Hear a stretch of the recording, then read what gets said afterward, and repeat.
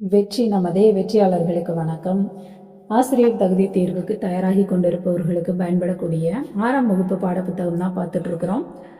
இதில் ஒவ்வொரு பாடமாக நம்ம வரிசையாக பார்த்துட்டு இருக்கிறோம். இதில் 6ஆம் வகுப்பு சமூக அறிவியல் பாடத்தில் அழகு 1 அதில் குடிமையியல் தான் பார்க்குறோம். ஏற்கனவே வரலாறு புவியியல் முடிச்சாச்சு, இப்போ குடிமையியல் பார்த்துட்டு இருக்கிறோம்.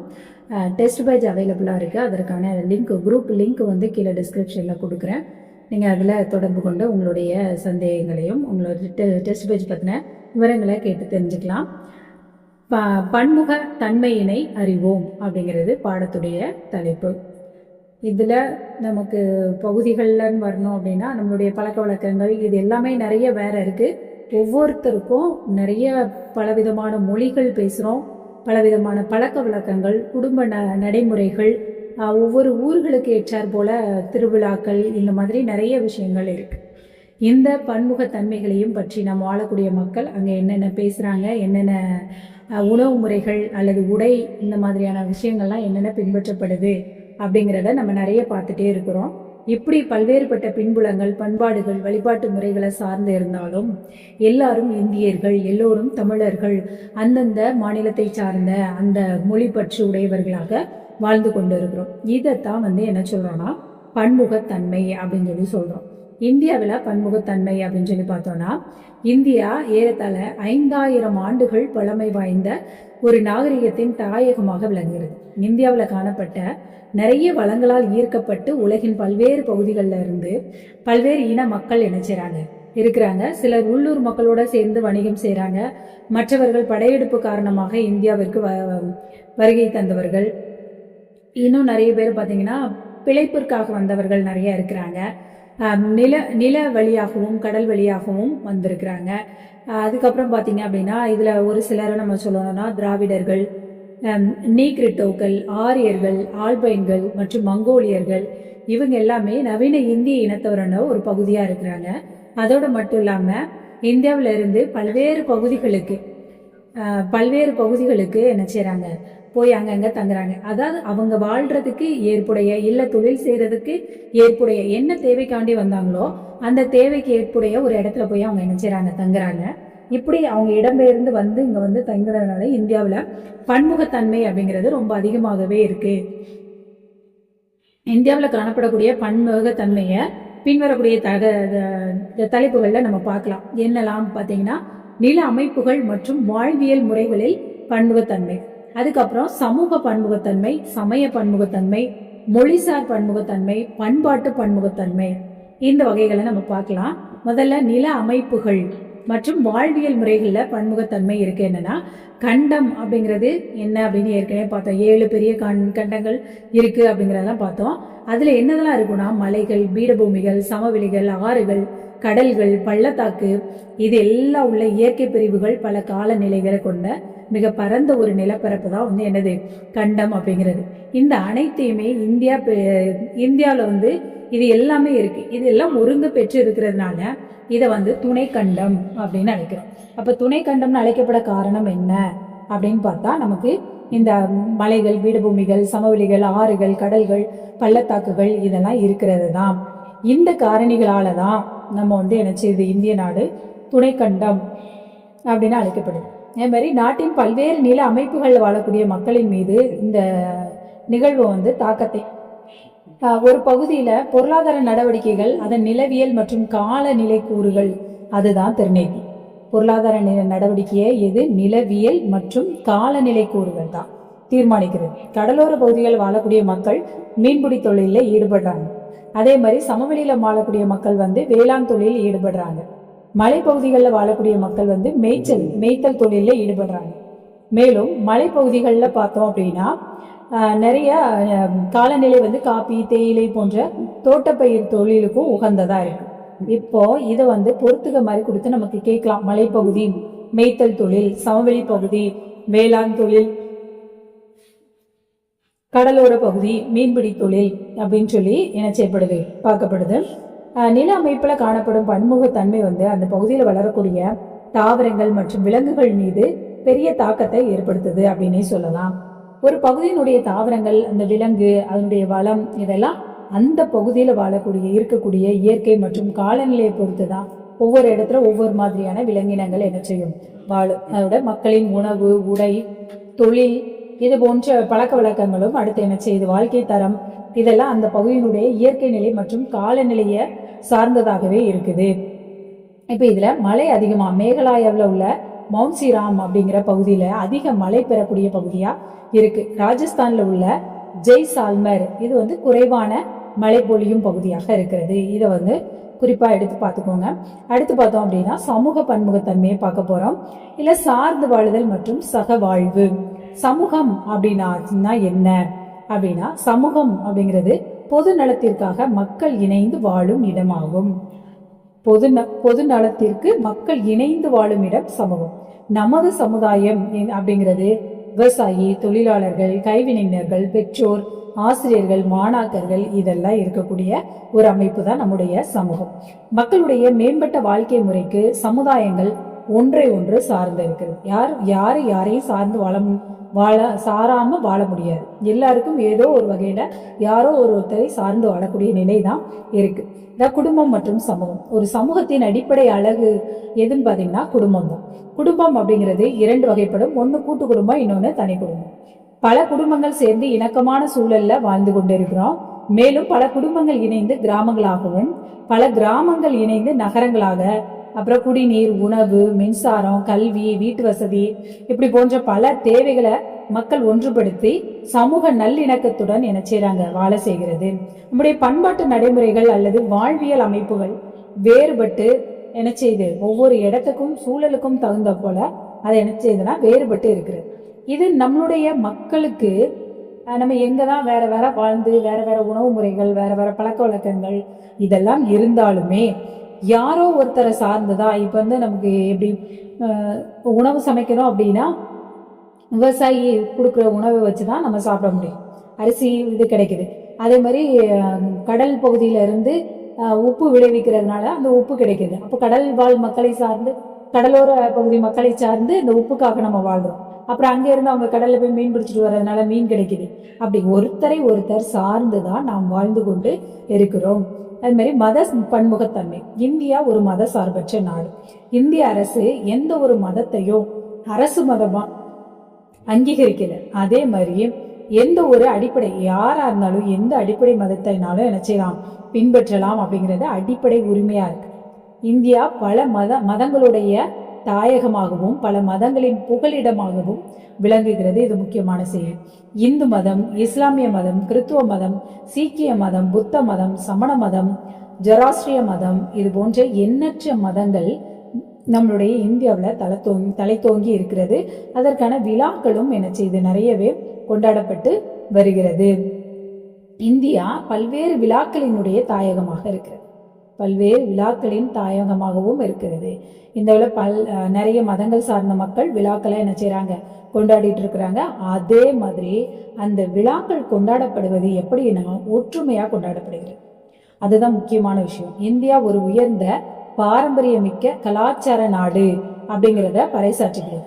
அதோடு மட்டும் இல்லாம இந்திய விழாக்களாக இருக்கக்கூடிய பொங்கல், தீபாவளி, ஹோலி, விஜயதசமி, ஆயுத பூஜை, நவராத்திரி, துர்கா பூஜை, தசரா, விநாயகர் சதுர்த்தி, பிஹு, கும்பமேளா, ஓணம், மிலாது நபி, ரம்ஜான், கிறிஸ்துமஸ், புத்த பூர்ணிமா, இப்படி நிறைய விழாக்கள் என்ன செய்து இருந்துகிட்டே தான்.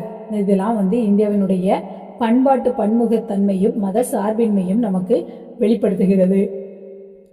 அடுத்ததை நம்ம பார்க்கறது மொழிசார் பன்முகத்தன்மை. இந்திய நாட்டில் 2001ஆம் ஆண்டு மக்கள் தொகை கணக்கெடுப்பு நடக்குது. இந்தியாவில் 122 முக்கிய மொழிகள், முக்கியமாக பார்த்துக்கோங்க, 122 முக்கிய மொழிகளையும் 1599 பிற மொழிகளையும் கொண்டிருக்கு. இந்தோ ஆரியன், திராவிடன், ஆஸ்ட்ரோ ஆஸ்ட்ரிக், சீன திபெத்தியன், இந்த 4 முக்கிய மொழி குடும்பங்கள் இருக்கிறது. இந்தோ ஆரியன், திராவிடன், ஆஸ்ட்ரோ ஆஸ்ட்ரிக், சீன திபெத்தியன், இந்த மொழிகள். தமிழ் மொழியானது பழமையான திராவிட மொழி. தமிழ் மொழியானது பழமையான திராவிட மொழி. இந்தியாவில் பேசப்படும் முதல் 5 மொழிகள் 2011 படி கணக்கிடப்பட்ட இந்த செய்தி. முதல்ல இந்தி மொழி மொத்த மக்கள் தொகை சதவீதம் அவங்க பேசக்கூடியது 43.63, வங்காளம் 8.30, தெலுங்கு 6.93, மராத்தி 7.09, தமிழ் 5.89. இந்த சதவீத மக்கள் என்ன செய்யறாங்க, பேசுகிறாங்க.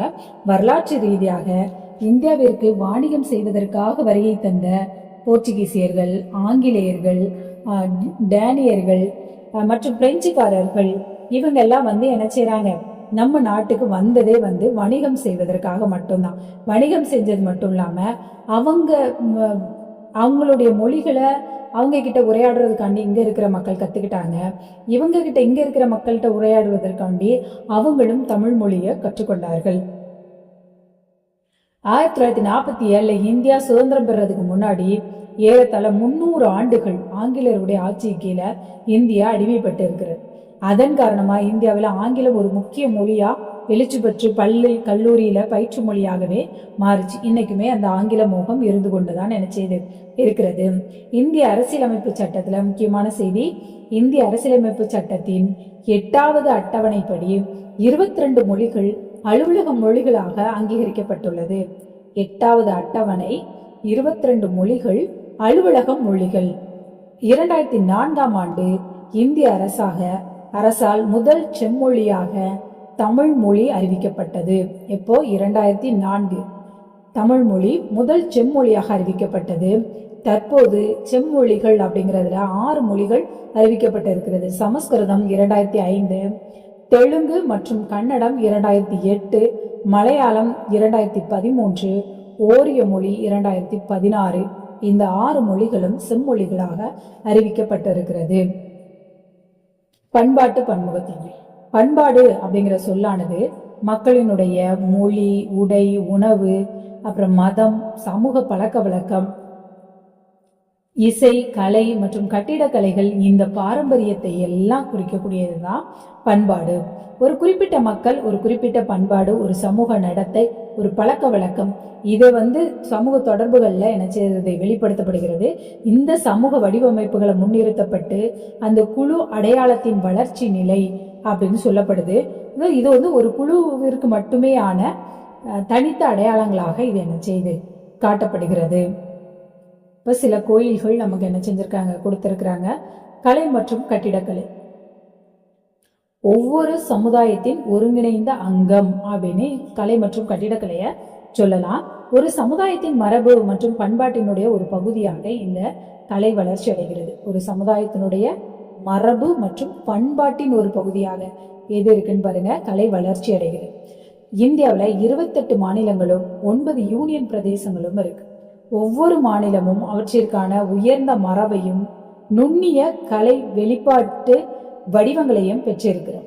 இந்தியாவில் தொல்லியல் துறை இதுவரை கண்டுபிடித்த கல்வெட்டு சான்றுகள்ல 60% சான்றுகள் எங்கு கண்டுபிடிக்கப்பட்டவைனா நம்முடைய தமிழ்நாட்டில் கண்டுபிடிக்கப்பட்டது. எத்தனை சதவிகிதம் பார்த்துக்கோ, 60% தமிழ்நாட்டில் கண்டுபிடிக்கப்பட்டவை. அவை தமிழ் மொழியிலேயே எழுதப்பட்டுள்ளன. இது மிக சிறப்பு வாய்ந்த ஒன்றாக இருக்கிறது. அடுத்து, இந்தியாவில் புகழ்பெற்ற நடனங்கள் மற்றும் இசைகள். பண்டைய காலங்களில் நடனம் அப்படிங்கிறது வழிபாடு மற்றும் கொண்டாட்டத்திற்கான வழியாகவும் மகிழ்ச்சி மற்றும் நன்றியை வெளிப்படுத்துவதற்குரிய பாவனையாகவும் கருதப்பட்டது. இந்திய நடனங்கள் மூலம் நம்ம உயர்ந்த பண்பாடுகளை நம்மளால வெளிப்படுத்த முடிகிறது. இதுல இசையும் நடனமும் ஒன்றுடன் ஒன்று இணைந்தது. பாட்டும் வேணும், பாவமும் என்ன செய்யணும், வேணும் தான். இந்தியாவில் பல்வேறு வகையான இசை வடிவங்கள் பின்பற்றப்படுகிறது. அவை இந்துஸ்தானி இசை, கர்நாடக இசை, தமிழ் செவ்வியல் இசை, நாட்டுப்புற இசை, லாவணி இசை மற்றும் கஜல் இசைகள் பார்த்துக்கோங்க. இந்த இசைகள் எல்லாம் இந்த பல்வேறு வகைகள்ல நம்முடைய பாடல்கள்ல பல மொழிகள்ல பாடப்படுகின்றது. இந்த படத்துல பாருங்க, வட இந்தியால கதக் நடனமும், அசாம் பகுதியில சத்ரிய நடனமும், மணிப்பூர் பகுதியில மணிப்புரி நடனம், ஒடிசால ஒடிசி, கர்நாடகா அந்த பகுதியில யக்ஷகானம், கேரளால கதகளி, தமிழ்நாடு பரதநாட்டியம், ஆந்திர பிரதேசம் குச்சிப்புடி. இது எல்லாத்தையும் நமக்கு எதுல ஒரு பொருத்துகளை கொடுத்து கேட்கலாம். அதனால இது எல்லாத்தையும் நம்ம இது பண்ணி குறிப்பெடுத்து வைத்து படிப்பது மிகவும் பயனுள்ளதாக இருக்கும். அது மாதிரி இந்திய நாட்டுப்புற நடனங்கள் இதுகளையும் பொருத்துகளை கொடுத்து கேட்கறதுக்கு வாய்ப்பு இருக்கு. தமிழ்நாட்டில் புகழ்பெற்ற கரகாட்டம், ஒயிலாட்டம், கும்மி, தெருக்கூத்து, பொம்மலாட்டம், புலியாட்டம், கோலாட்டம், தப்பாட்டம் இது போன்ற ஆட்டங்கள் பிரபலமானது. கேரளால தெய்யம், மோகினி ஆட்டம் இது ரெண்டும். பஞ்சாப் பாங்க்ரா, குஜராத் கார்பா தாண்டியா, ராஜஸ்தான் கல்பேலியா கூமர், உத்தரப்பிரதேசம் ராசலீலா, உத்தராகண்ட் சோலியா, அசாம் பிஹு. இந்த மாதிரியான நடனங்கள் அங்கே சிறப்பு வாய்ந்ததாக இருக்கிறது. வேற்றுமையில் ஒற்றுமை, இந்த மாதிரியான பல்வேறு தரப்பட்ட விஷயங்கள் அங்கே இருந்தாலும் இந்தியா பன்முகத்தன்மை நிறைந்த ஒரு நாடாக இருக்கிறதுனால நாட்டுப்பற்று அப்படிங்கிற ஒரு உணர்வால எல்லாரும் ஒன்றாக இருக்கிறோம். நம் நாட்டினுடைய சின்னங்களான தேசிய கொடி, தேசிய கீதம், இதையெல்லாம் நம்முடைய தாய் நாட்டும் அதற்காக நாம் ஒன்றுபட்டு இருக்க வேண்டியதன் முக்கியத்துவத்தையும் இதெல்லாம் நமக்கு நினைவூற்றி கொண்டுதான் இருக்கு. முக்கியமா நம்ம கொண்டாடக்கூடிய இந்த திருவிழாக்கள் சாராத எல்லாருக்குமான மத அடிப்படை இல்லாம எல்லாருக்கும் பொதுவான திருவிழாக்கள் அப்படின்னு சுதந்திர தினம், குடியரசு தினம், காந்தி ஜெயந்தி, இது போன்ற தேசிய விழாக்களை நம்ம என்ன செய்யலாம் சொல்லலாம். போன்ற நாட்கள் அது பாருங்க, இந்த 3 நாட்களையும் தேசிய விழாக்களாக கொண்டாடப்படுகிறது. இவை நாம் அனைவரும் ஒரே நாட்டினர் அப்படிங்கிற எண்ணத்தை நமக்கு என்ன செய்து குறிப்பிடுகிறது. இல்லை பாருங்க, இந்தியா வேற்றுமையில் ஒற்றுமை உள்ள நாடாக விளங்குகிறது. இந்த சொற்றொடர், இந்த சொல் இருக்கு இல்லையா, சுதந்திர இந்தியாவினுடைய முதல் பிரதமர், இதுல 2 கேள்வி இருக்கு. சுதந்திர இந்தியாவின் முதல் பிரதமர் ஜவஹர்லால் நேரு. அவர் எழுதின நூல் டிஸ்கவரி ஆஃப் இந்தியா. இதுல வேற்றுமையில் ஒற்றுமைங்கிற இந்த தொடர் இடம்பெற்றிருக்கிறது. அப்போ வேற்றுமையில் ஒற்றுமை அப்படிங்கிறது எந்த நூலில் இடம்பெற்றிருக்குன்னா டிஸ்கவரி ஆஃப் இந்தியா. அது எழுதினது யாருன்னா ஜவஹர்லால் நேரு. ஜவஹர்லால் நேரு யாரு அப்படின்னா சுதந்திர இந்தியாவின் முதல் பிரதமர். இவ்வளவு விஷயமும் இதுல நம்ம என்ன செய்யணும், குறிப்பாக வைத்துக்கொள்ள வேண்டும். இந்தியா ஒரு பண்பாடு நிறைந்த நாடாக இருக்கிறதுனால இந்த இந்திய அரசமைப்பு சட்டமும் அந்த ஒற்றுமையான இந்த விழாக்கள் கொண்டாடும் தன்மையும் நம்ம வேற்றுமையில் ஒற்றுமை நிறைந்தவர்களாக வாழ வைக்கிறது. இந்தியா பல்வேறு இன மக்கள் ஒன்றாக வாழ்வதனால இதை இனங்களின் அருங்காட்சியகம் அப்படின்னு சொல்லிட்டு வரலாற்று ஆசிரியர் V.A. ஸ்மித் சொல்லுகிறார். இனங்களின் அருங்காட்சியகம் அப்படின்னு V.A. ஸ்மித் இந்த குறிப்பை சொல்றாரு. இதுவும் குறிப்பா என்ன செஞ்சுக்கோங்க, நம்ம குறிப்பெடுத்து வைத்து படிப்பது ரொம்பவே பயனுள்ளதாக இருக்கும். இதோட அப்படியே தொடர்ச்சியா அடுத்த ஒரு பாடம் குடிமையல்ல இடம்பெற்றிருக்கிறது. அந்த பாடத்தை நம்ம அடுத்த ஒரு காணொலியில பார்க்கலாம். சேனலை முதல் முறையா பாக்குறீங்கன்னா சப்ஸ்கிரைப் பண்ணிக்கோங்க. உங்களுடைய நண்பர்களுக்கும் பகிருங்கள், நிச்சயம் பயனுள்ளதாக இருக்கும். நன்றி.